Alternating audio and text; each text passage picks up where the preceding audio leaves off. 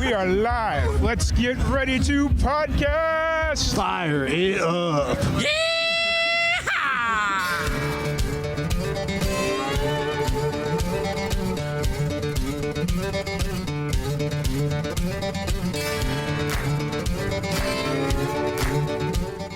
Welcome back to another live and amplified IndieFusion Podcast. I'm your host, Tom Quiet, and we are back at it again with another amazing podcast.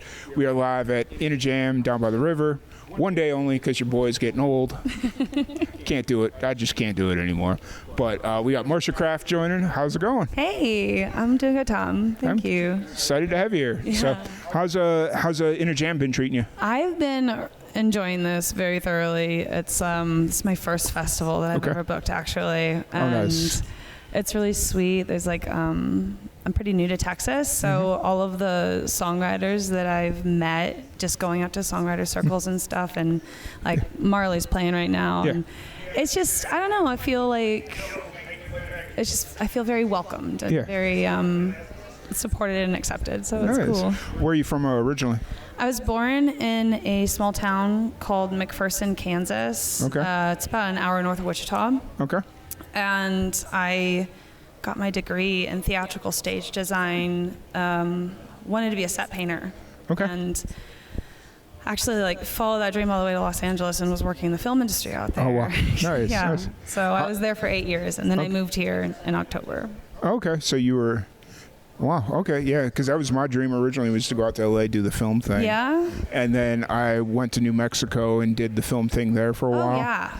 And I was just like, I think I'm good. What was your, what part of film were you doing?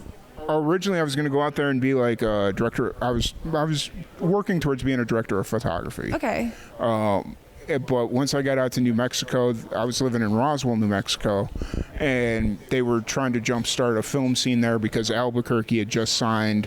When I was out there, they had just signed a big deal with Netflix, and I remember there was a lot of people that I worked with that were going out there to so they had signed a big deal there, and we had a film guy that was like, we got to get somebody to build a sound stage. You know, they were like thinking big dreams, right? Yeah. And they built a sound stage. They had a couple of different people come out, and it was like the black sheep of Hollywood that were just kind of coming out. They were like the locals. they were just like, oh, we can't.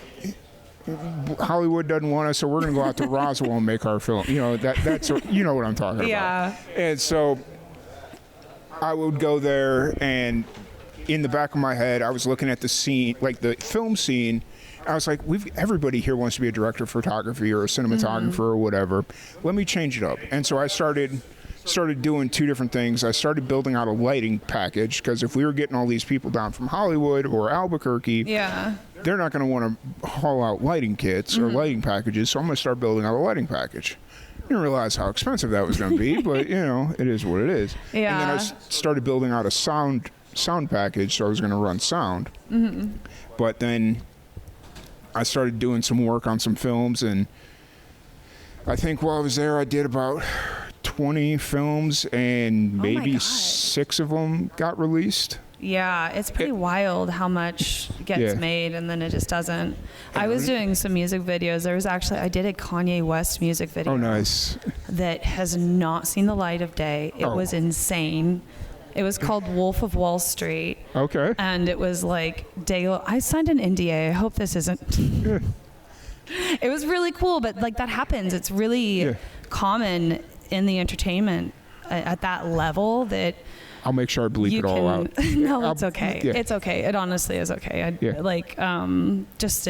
That happens really frequently, where something gets made and then it doesn't get released. Like the artist decides to go in a different direction. And, It was my buddy. He was the DIT on a Lil Nas X music video. So he was the Old Town Road video, but then whatever his next single was after that, he got brought on as the DIT for that. Oh my gosh, that must have been a really fun time to be working with him. I don't know. We should talk about music. Right. Hey, it happens. That was my old job. Fair enough. So you said you moved out here about 8 months ago? I moved to Austin in October of 2024. Okay. Since then, I've been really engaged, like trying to rebuild community over here. I was between Nashville and Austin, and I already worked in an industry town, so I was like, Austin it's more arts, it's art focused and culture focused, and I wanted to, be closer to my family in Kansas too. Yeah. So I came here and I felt pretty good after sharing my work in LA. I did a show at Grand Ole Echo and Desert 5 Spot, and everyone was really supportive. So I kind of thought, well, if it's good music, it better be good in Austin, it better be good in Texas. So, I mean, Texas is one of them states. I've only been here 6 years, so I can only speak so much about it. But like my experience here is, they really support the songwriters, which is really cool. I agree. They Absolutely. really get behind the live performances, which with AI and all that stuff coming out, the live performance is going to be the difference maker. I think so. At the end of the day. Even with like artists that are actively doing, there's so many artists on Instagram and social media, and they just record and they release it, but they don't ever play live, and it's like, you gotta. Yeah. That's what music's all about. Mm-hmm. Yeah. It really is. And it's going to be the difference maker moving forward, because that's going to be what people really start spending their money on, or like really getting behind, are the experiences. And if you can put on a performance that is an experience, and I'm not saying it's got to be like a Taylor Swift Eras tour thing. But also, my dream, my like high-end goal dream, because I did study theater, and I was really into musical theater. In high school, I was like Dolly and Hello Dolly. That was my big role. Nice. But then after that, I kind of was like, okay, acting is not going to make money. I know painting will make me some money. So I like shifted. My mother helped me with that. Anyway, my kind of like big dream is, I look up to artists like Sarah Farrell that like does a whole art. She has a whole art department team. Yeah.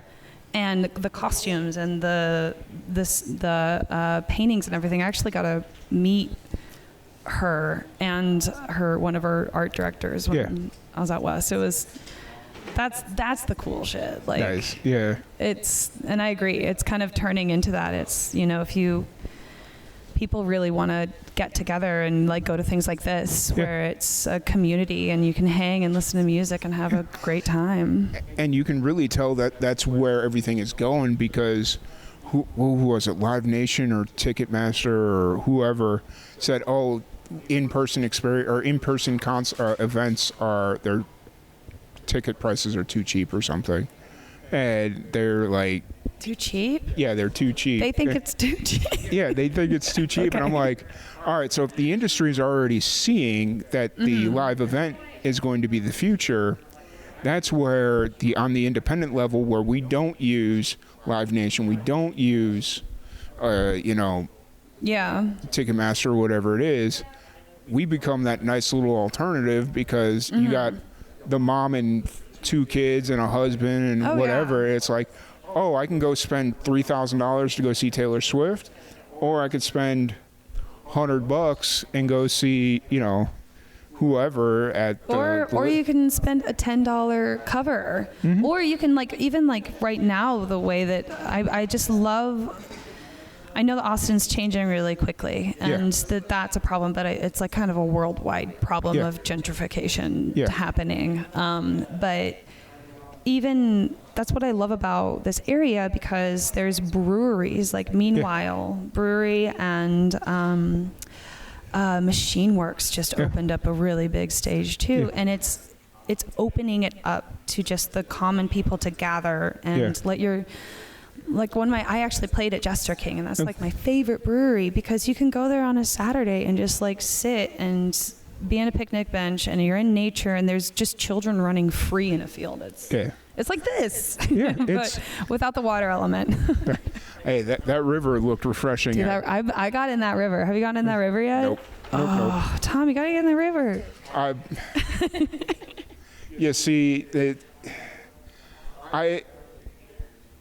don't know. Rivers scare me a little bit, but that's my own thing. It is slippery. Yeah. I will say that. I heard there's some sharp rocks down there. There's some rocks. There's some rocks, and there's some weird algae, seaweed stuff. Oh, is it the algae? Oh, if it's algae blooms, that's terrible. That's not good. No, it's not like that. At least I don't think. I'm like, rivers are something I've always loved, but like living near one is new for me. This is a new environment, one that I can like jump into. Yeah. That's been an adaptation as being a resident of the Texas Hill Country. Fair. See, I have to get it around my head because the river, when I was really young, my dad had a house on the river up in northern Illinois, but there were water moccasins in there. Oh, yeah, I don't get that. And so, like, we'd go swimming, but once I got older and realized what was actually going on, it's like, oh, water moccasins, that's not fun. So just like getting it out of my head that, hey, there's probably not water moccasins in this. Yeah, there's no snakes in here. So there's no snakes in there. Yeah. Water is scary though, but it's powerful in that way. Yeah, for sure. Yeah. Sure. So where are you kind of at creatively right now? What do you? Oh yeah, let's talk about that. I've been focusing my first year of like just playing acoustic sets. I played an acoustic set here yesterday. It was lovely, and obviously like the campfire jams are amazing. Yeah. I've booked a couple times over at the White Horse and the BMI Sound Artist Showcase at Saxon Pub. And now I'm kind of at a point where I'm feeling like I've met the players, I've met the people that I want to be a part of my team, and I think recording an EP is like a good next step.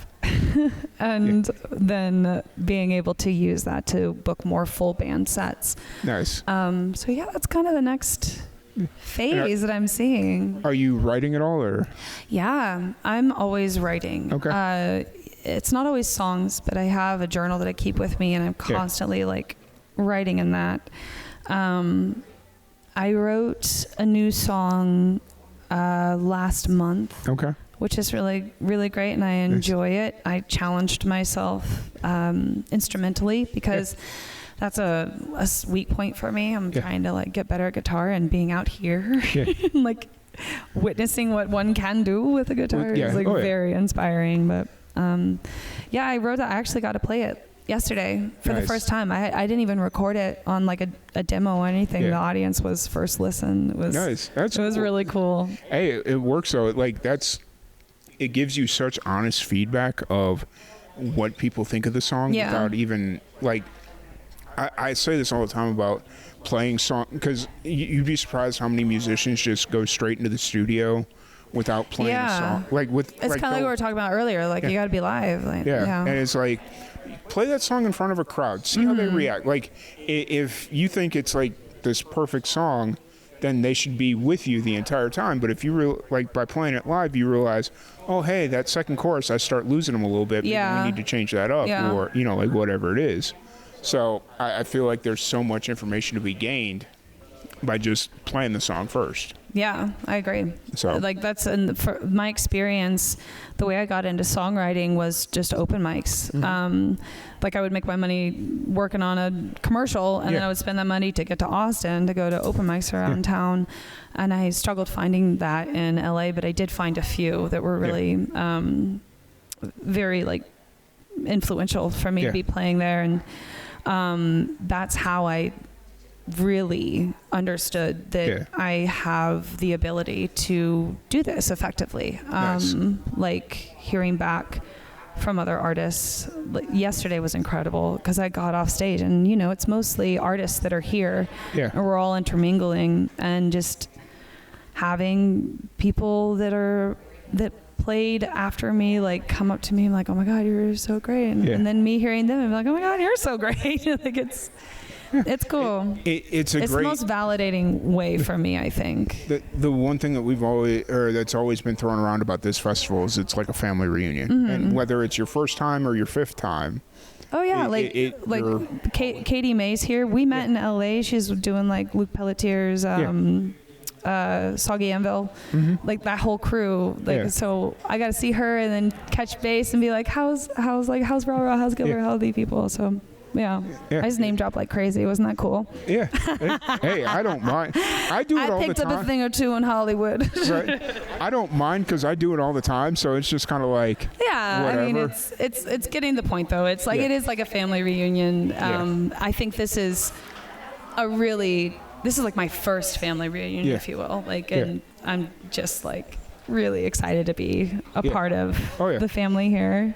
And this year was really like seems like a transition year, just because they're moving to a new spot, and they downsized a little bit, and honestly, I think it's setting it up for a brighter future, or at least a longer future. Right? I really love the way it's set up too, where it's like you have the main stage, and then tucked behind the main stage is the river stage. So like as the sun starts setting, you start noticing the river stage more, and that is just like, okay, again, theatrical stage design degree here, really well designed. Right. It's very well designed. The lighting and everything.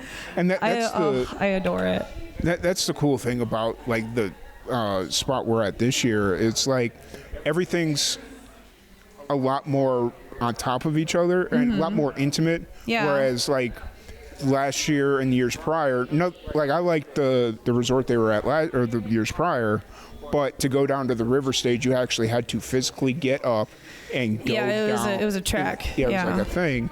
And this year, like I haven't seen the river stage lit up, but you're gonna love it. Knowing where, like having an idea where it's at, it's like, oh, cool. Like if you don't want to get up and leave, you don't necessarily have to. Yeah.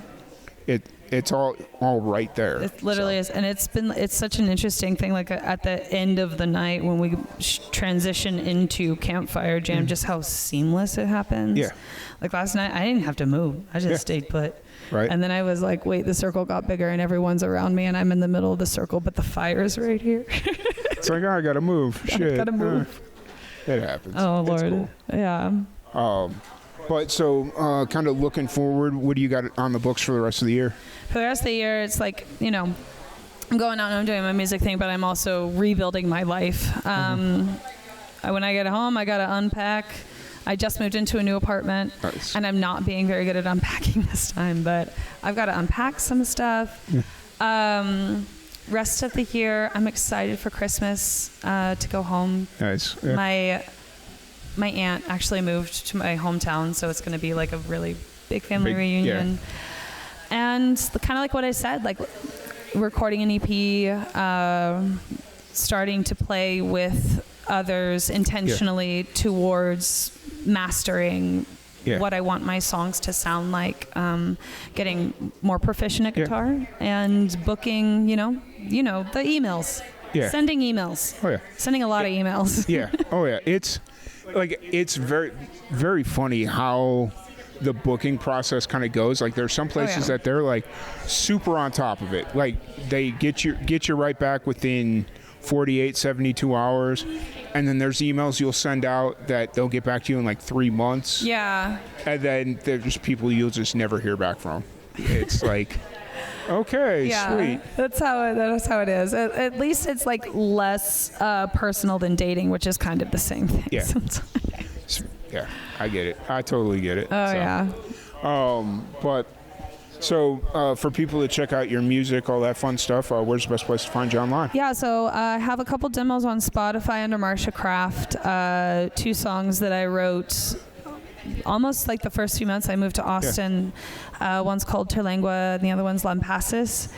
And my Instagram handle is Wayward Sentinel, Wayward_Sentinel on Instagram. And that's where I'll be posting shows and videos of me playing and reels and, footage from this weekend. Yep. That's kind of the best way to keep up with me, but it'll change, I'm pretty fresh and new and just excited to have been so accepted by the community here and just being in Texas in general. Oh yeah, that's about it. I'll be around. Oh, I'll probably have the White Horse, honestly, if you want to find me. Fair.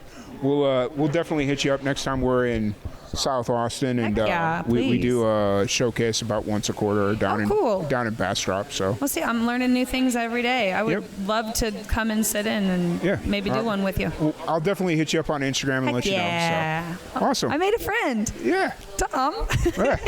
You know, it's funny because when you walked by, I was so confused as to what was going on because I didn't hear you ask if you could do a podcast or whatever it was, and I'm like, wait, what's going on right now? I'm getting ready to do and then you just kind of walked away, and I was like, okay. Oh no, I honestly wanted to change. Yeah.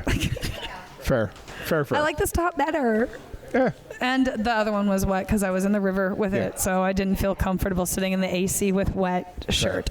That's very fair. You know, jammed down by the river. Yeah. That's what happens. Yeah, it is. It really is. But once again, thank you so much for joining us. Really appreciate you. Yeah, thank you, Tom. Yeah, absolutely. Thank you, everybody, for tuning in, and we will catch y'all later. Sweet.